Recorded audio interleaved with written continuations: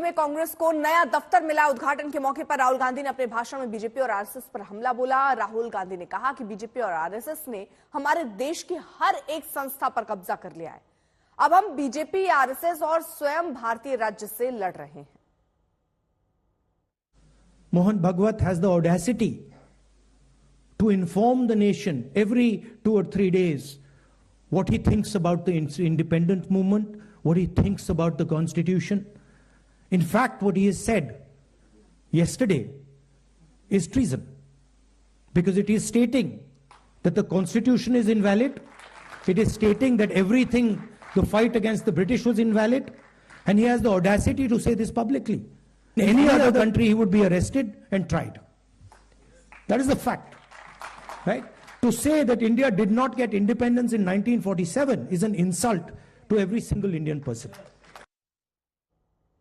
तो बड़ी खबर आपको बता दें, राहुल गांधी सीधे तौर पर निशाना साध रहे, लेकिन मौसमी हमारे साथ हमारे सहयोगी मौजूद है। मौसमी, सिर्फ बीजेपी पर नहीं, आरएसएस पर भी निशाना साध रहे हैं राहुल गांधी। बिल्कुल, देखिए हमारे साथ यहाँ पे हम लोग इंदिरा भवन के सामने हैं। आपको दिखा दे, पीछे आपको नजर आ रहा है इंदिरा भवन। कृपाल जी आपको दिखाएंगे। भाई साहब आप थोड़ा साइड हो जाइए। और यहाँ पीछे भवन है, 5 स्टोरी भवन है, और नाना पटोले साहब हमारे साथ हैं।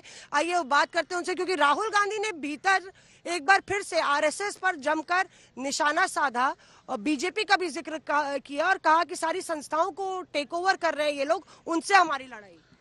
देखो, जिस तरह से मोहन भागवत जी ने राम मंदिर बनने के बाद ही देश को आज़ादी मिली, इस तरह का जो वक्तव्य किया है, ये दुर्भाग्यपूर्ण है।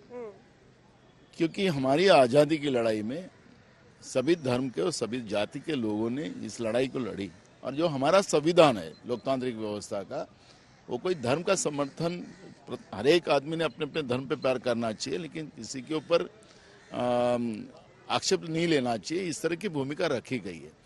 लेकिन जिस तरह से आज़ादी राम मंदिर के बाद ही इस देश को मिली, ये वक्तव्य कर जो हजारों लाखों जो लोगों ने लड़ाई, आज़ादी की लड़ी, उन सब लोगों के जख्मों में नमक डालने का और उनका अपमान करने का काम मोहन भागवत जी ने किया है। और इसलिए